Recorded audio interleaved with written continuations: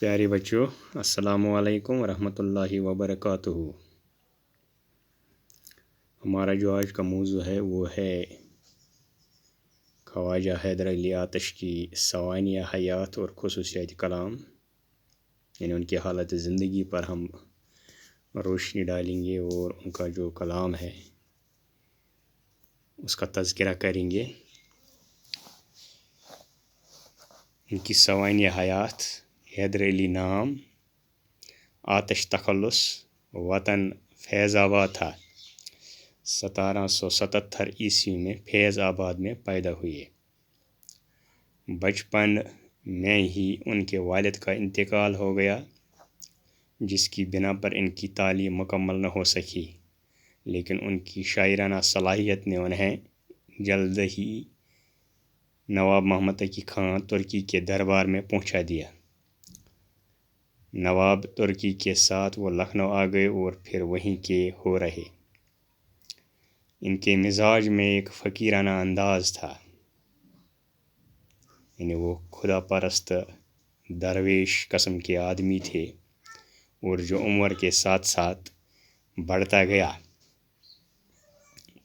तकरीबन तमाम ज़िंदगी उन्होंने तंगी और तुर्शी के साथ गुजारी और किसी के आगे हाथ नहीं फैलाया। उनकी जो ज़िंदगी गुजरी है वो सितमज़दा थी, गरीबी थी, तंगदस्ती थी, यानी वह नाखुश थी। तो उसी अंदाज़ में उन्होंने अपनी ज़िंदगी गुजारी, लेकिन किसी के सामने हाथ नहीं फैलाया। आखिरी उम्र में उनकी बीनाई जाती रही, जिसकी वजह से उधर उधर जाना तर्क कर दिया था और अपने छोटे से मकान में ही बैठते रहते थे, जहां हर वक्त शागिर्दों का आना जाना लगा रहता था। आखिर 70 साल की उम्र में 1847 ईस्वी में लखनऊ ही में इंतकाल किया। उनका जो कलाम था उसकी खुसूसियात क्या थी, उसका जायज़ा लेंगे। आतिश का दर्जा उर्दू शायरी में गूनागूं खुसूसियात का हामिल है। आतिश के मिजाज में जो कलंदराना शान थी वो इनकी शायरी में भी नज़र आती है। उनका लहजा बुलंद आहंग है, यानी वो इरादे के, कसद के जो भी चीज़ें थी उनकी लहजे में, उनके कलाम में नज़र आती थी, उनकी शायरी में पाई जाती थी। वो छोटी और मामूली बात को बड़ी शान और शौकत से बयान करते थे। उनके यहाँ दुनिया के बारे में एक बुलंद हिम्मत और कलंदराना बेपरवाही मिलती है। ये चीज़ दिल को मुतासिर करती है। उनके यहाँ ख्याल या जज्बे की कोई ख़ास गहराई नहीं। दुबिस्तानी लखनऊ के शोरा में आतिश का अंदाज़ बयान इनफरादी हैसियत रखता है, यानी वो दीगर शायरों से मुख्तलिफ थे। उनका जो अंदाज़ बयान था वो एक अलग किस्म का था, उसमें इनफरादी हैसियत थी, मुख्तलिफ था। आतिश की तबीयत में शेर गोई की फितरी सलाहियत मौजूद थी। फितरी शायर थे, तो उनकी तबीयत जो फितरी थी, तो वो सलाहियत उनमें पाई जाती है। वो हुस्न का बहुत लतीफ़ और नाजुक एहसास रखते थे। उनकी तबीयत भांकपन और ख्याल अंगेज़ कैफियतों से बहरावर थी। जज्बे की तड़प, असर आफ़रीनी और कमाल हुस्न नुमाई ज़ुहूर उनके अशार में जा बजा मिलता है। आतिश की ज़बान साफ, अहम फाम और मौसर है।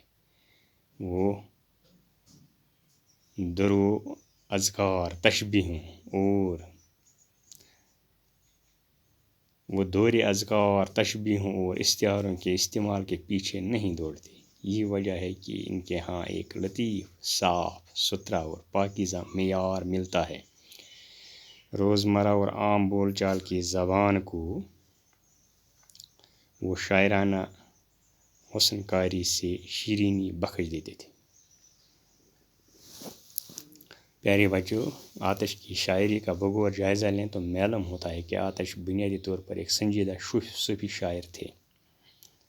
ان کے کلام میں صوفیانہ پن پایا جاتا ہے۔ ان کے کلام کا جو حصہ عشقیہ شاعری پر مبنی ہے وہ سب لکھنؤ کی اس ماحول کی دین ہے جس میں آتش پلے بڑے اور شاعری کی۔ دراصل کسی بھی شاعر یا ادیب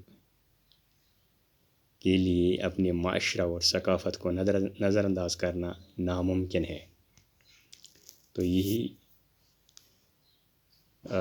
آتش نے بھی اپنایا ہے کہ جو معاشرے اور ثقافت میں اس کو نظر آیا تو انہوں نے اس کا بھرپور اپنی شاعری میں اس کا اظہار کیا ہے، اپنی شاعری میں اس کو استعمال کیا ہے۔ آتش نے صرف صنف غزل ہی میں طب آزمائی کی اور اپنی شیریں زبان سے غزل کو زندہ جاوید بنا دیا۔ ان کی غزل گوئی ایک مسلسل سائی ہے۔ وہ صاحب طرز غزل گو تھے۔ ان کے کلیات میں سوائے غزلوں کے کسی دوسری صنف کا نشان تک نہیں ہے۔ لہذا یہاں اشارہ ملتا ہے کہ شاید اردو شاعری کی پوری تاریخ میں آتش سے پختہ اور استوار تر غزل کا وفادار شاید ہی کوئی اور ملے۔ ان کے شاگردوں میں رند، صبا، خلیل، نسیم، مرزا شوق بہت مشہور ہوئے۔